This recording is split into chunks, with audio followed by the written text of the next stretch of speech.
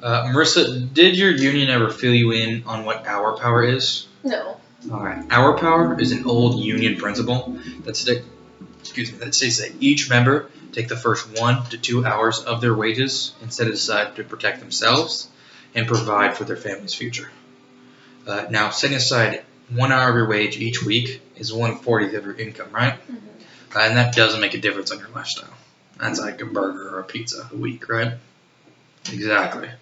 Any financial planner would tell you to set aside 15 to 20% of your income to do the exact same thing. But Marissa, your program is based on 1 to 2 hours, which is only 2.5 to 5%, so that all members can afford to protect themselves and provide for their future. Now, what needs analysis is going to do is show you what setting aside your 1 to 2 hours will be doing for you and your years to come. Okay. And then once we're done, they would like your opinion on this union report form that you can send directly back to the Teamsters and lets them know that I was here and did my job. Is that still fair? Mm-hmm. Now, how much do you make an hour? $21. 21.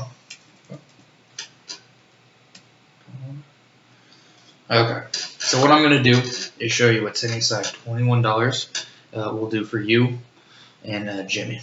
Okay? So that would just be for the 1 hour. Yeah, 1 hour a week. Okay.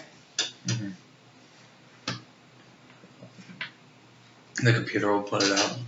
Something real quick.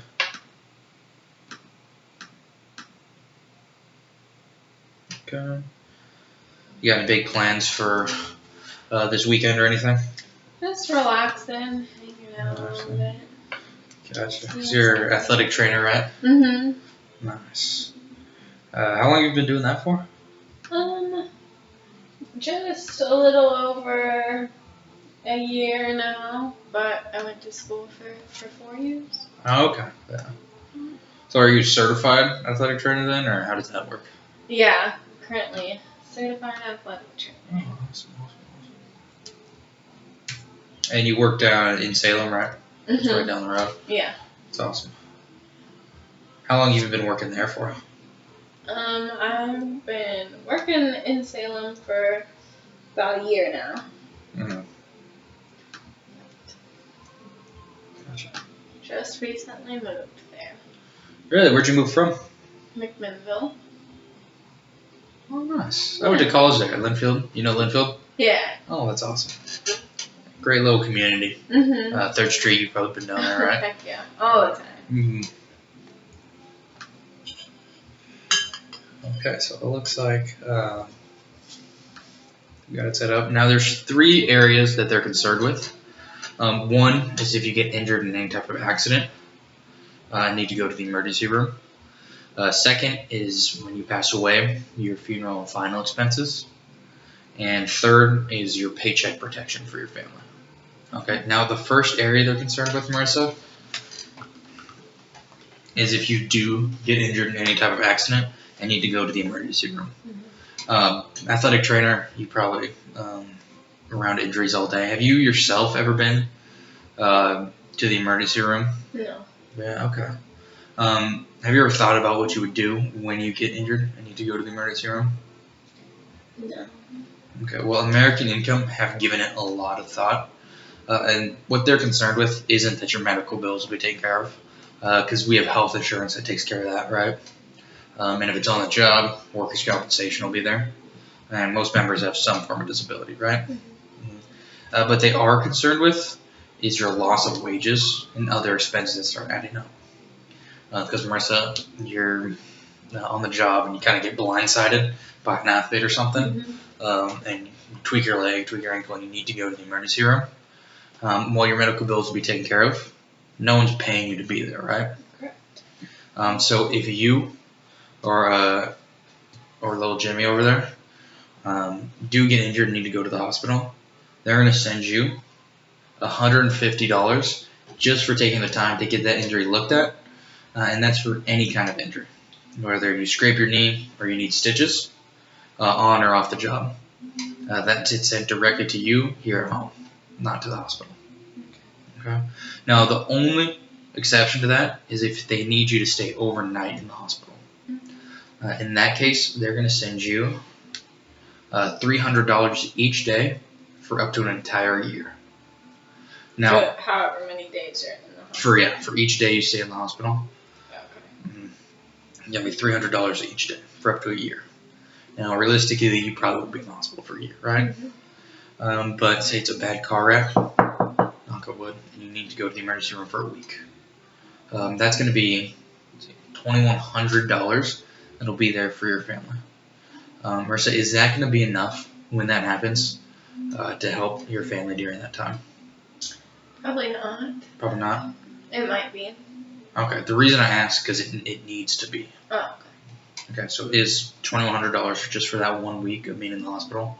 Is that going to give your okay. family Oh, enough for the time? week? Mm-hmm. Oh, yeah, that would be good. Okay. It needs to be. Yeah.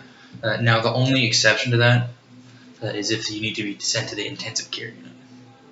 And that's going to be, in that case, they're going to send you $600. Because the reason it's $600 is when you're in intensive care, it's usually life or death, right? Mm-hmm. So that money gets sent directly to you for up to 2 weeks.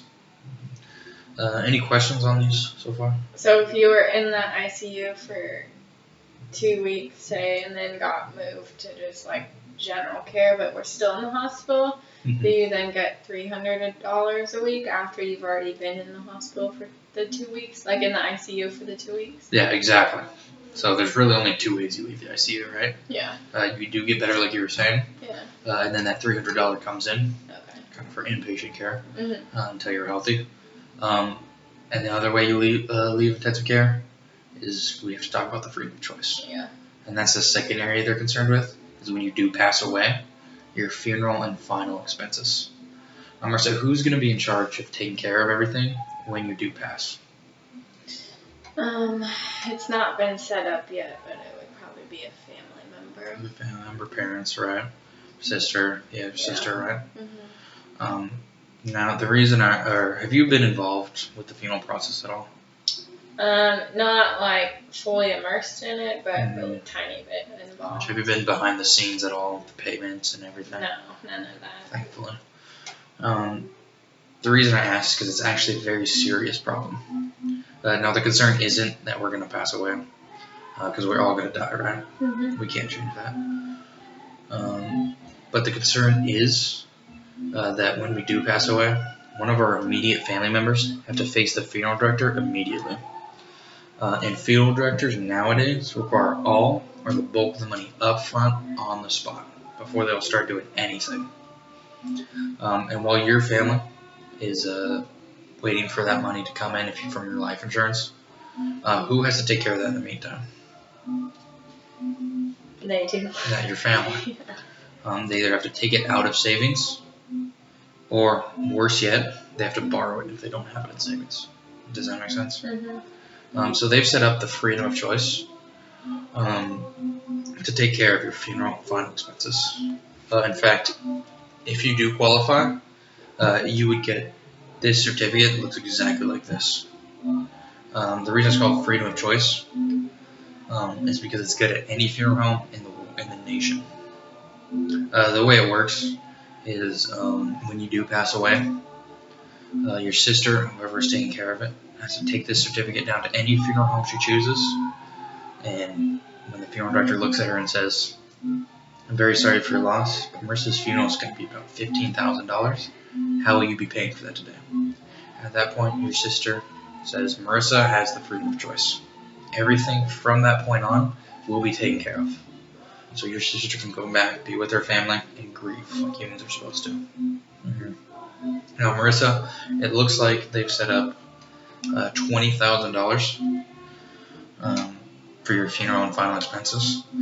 Now, what doesn't get used at the funeral home gets sent directly back to your family at home. Okay? Now, Marissa, isn't it nice to finally have this taken care of? Mm-hmm. Yes, exactly. Now, when we pass away before the age of 65, it's going to be most likely in some type of accident, right? So, in your case, not only will they take care of your funeral and final expenses, but they're also going to send you an additional $230,000 on top of your funeral and final expenses. Because when it's some type of accident, It's unplanned, and you usually have to prove that it was an accident, so lawyers get involved and the fees start going on. Now, when we're involved, or when we pass away from an accident, what type of accident will it most likely be? Car accident, number one killer in America. In that case, they're going to send an additional $260,000 in addition to taking care of your funeral and final expenses. Makes sense? Because when you're in a car wreck, it's most likely going to be someone else involved, and then you have to get insurance involved, lawyers up, and it's a whole big process. That's why it's a little bit more. So it'd be $280. Yeah, so your funeral with the certificate, your certificate of choice or freedom of choice, that you take down to the funeral home immediately, and then everything else gets wired directly to you and your family within 2 to 14 days. Okay. Now you know what a common carrier is, right? Planes, trains, buses, Ubers are actually considered a common carrier now. Do you drive a work truck or anything? No. Okay, work trucks are also considered common carriers. But if when you pass away on a Greyhound bus or an Uber, they're going to send you $350,000 because I know if I pass away in an Uber, my girlfriend's still in an Uber, right? Probably. Exactly. And civil lawsuits like that require a lot of time and money, so they can take care of that. Make sure your family doesn't have to worry about that, because that's the last thing they want to be worried about in that time period, right? Exactly. And your child, Jimmy, will get a $10,000 freedom of choice benefit that stays with him for his entire life. And once he turns 21, can be transferred to a $50,000 benefit, regardless of his health or habits, that stays with him for the rest of his life. But that would still be freedom of choice, right? Yes, that's the certificate. So it'd be $10,000, and then when you turn 21, it can go up. It can go up to $50,000. Okay. And you know those medical questions I asked you? Yeah. He doesn't have to answer any of those. Just turn 21, boom. Okay. And he's also covered for accidents of $6,000, $12,000, $30,000 for each. Would that increase too when he does turn 21 as well? No, that would not. Okay. That's for there. And do you have any questions on this? I don't think so. Now the third area they're concerned with is your paycheck protection or readjustment income. Because when you're driving home from work, it's been a long day, and you're driving down Commercial Street, and you get hit and you pass away. Does your paycheck keep coming in to support Jimmy? No. No. It disappears. It's gone just like that. But the bills, putting food on the table, taking care of Jimmy, those bills all stay the same, right? And then month after month, those bills keep coming in. Now, let me ask you, you do have life insurance, right? Something they recommend around 10 times your annual income. But they realize that most people do have life insurance, but here's what happens in a typical situation. When that money comes in, they have to instantly spend that for reimbursement for their final and funeral expenses. And second, since your paycheck is gone, Jimmy still needs to eat. He's a grown boy. Money keeps getting pulled out. And that happens after a few years. What's happened to all that money? Gone. It's completely gone. So they've set up your paycheck protection or readjustment income. So when you pass away, Jimmy's going to receive a paycheck the very next month and every month after that for up to an entire year. The reason that it's at least a year is because your family needs enough time to adjust. A few months just isn't enough time.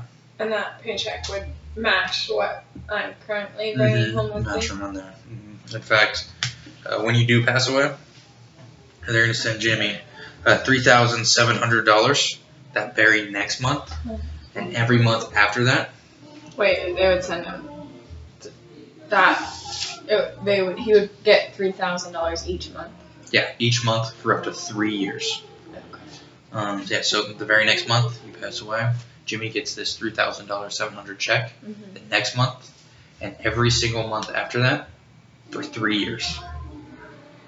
Well, I thought you had mentioned that it was just for the year. At the minimum of 1 year. Oh, minimum. Yeah, but it kind of needs analysis to show that for 3 years single mom working hard. Yeah. That's going to give Jimmy enough time to kind of get back on his feet. Is that when that check comes in, would that give Jimmy enough time to kind of readjust and be able to live on his own? It should, because he would still be with. I mean, he's only 10 now. Mm-hmm. Yeah, for your sister example, that check would be sent right to her for the next month and every month after that for 3 years. So it would only be sent to him if he was 21? Once he turns 18. Oh. Before 18 for the beneficiary. It would be Before he sent to turns his 18, sister. it'd be sent to their sister. Gotcha. Does that make sense? I think so. Okay. And is that $3,700? Is that going to be enough to give your sister and Jimmy enough time? Should be. Exactly. Now, there are protections here on the side to make sure you never have to worry about these programs. It should be kind of, once you deal with them, out of sight, out of mind. So it does build up a cash value, which means there's an emergency fund after 3 years. If things ever do get tight financially, there will be money there to take care of these programs. These, you can also take a paid up benefit, which means you don't have to pay on these for the rest of your life. So when you retire or after 20 years, you can take a reduced paid up final expense benefit that you never have to pay on for the rest of your life, and it stays with you. Now, have you thought about what you'll do when you get diagnosed with a terminal illness? No, I hope I never get one. Knock on wood, right? Yeah. But they've given it a lot of thought, and they realize that you're going to need a bunch of cash. First, for your medical treatment, and then I know if I got diagnosed in less than a year to live, love my job, well, I'm going to be up in Washington with my family, right? Exactly. So they're going to send half of your freedom of choice and half of your paycheck protection to you while you're still alive, if you get diagnosed in less than a year to live. Does that make sense? Mm-hmm. Now, strike and layoff waivers. If your union does ever go on strike, not only will they cover your programs if you just miss 1 day of work for a whole week, but they'll cover it for the whole entire month. And they'll do that for up to an entire year as long as you're on strike. Because that's the last thing you want to be worried about when you're on strike. Mm-hmm. And you never want to take food off the table. And layoff, as long as you've been working for the past 12 months, if you get laid off, they'll cover these programs for 3 months. Okay, just so you can get your feet back up and running and get back on the ground, right? And these benefits are guaranteed and non-cancelable, which means granted you qualify, they'll be active as of today, so you'll be caught up with all the other members who have them. And you don't have to worry about losing them, even if you get sick, change jobs, or move. In fact, they've had something built in to give you something when you do get sick. Yeah. Okay. Now, I've shown you what setting aside your 1 hour will do for you and your family. Let's review it just to make sure it's clear, okay? Excuse me. First, these hospital benefits will be there for your family. If you ever do get injured and need to go to the emergency room, stay overnight, or you need to be sent to the ICU. Your freedom of choice certificate covers you and Jimmy for any cause of death and is there until it needs to be used. Okay? And then your paycheck protection and all these protections on your side, make sure you never have to worry about losing these because they'll be active as of today and you'll never have to worry about them. Okay? Can you see why they're so important for your family? Now, my job is to allow you to enroll in what you do qualify for.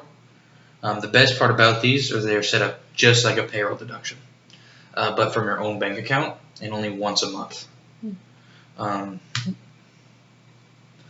That way, they're under your control, not your unions, not your employers.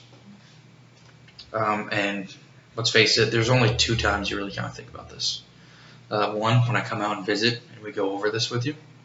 And second is when it's too late and it's already happened and a family member has to deal with it. So there are a few medical questions I need to ask you. But the most important question I can ask you, Marissa, there's a little over $3,500 or $350,000 in these programs. Who do you want this money to go to when you pass away? Probably my sister. Sister? What's your sister's name? Kirsten. How do you spell that? Kirstin. And same last name as you? Yeah. Doveri, right? Yep. Kirsten, Kirstin. Doveri, Doveri. And you want her to be your beneficiary? Yeah. Okay. Did I spell it right? Yep. Perfect. Now, it doesn't matter to them which program you chose, try to qualify for. Most members try to go with their 2 hours combined. And some members do try to ask if they could do more, try to double these insurance benefits. But some members do go with a more basic program, which is what we went over, knowing they'll have something there, knowing they'll upgrade down the line if they can still qualify. Which program do you want to try to qualify for? Probably the 2 hours. Okay.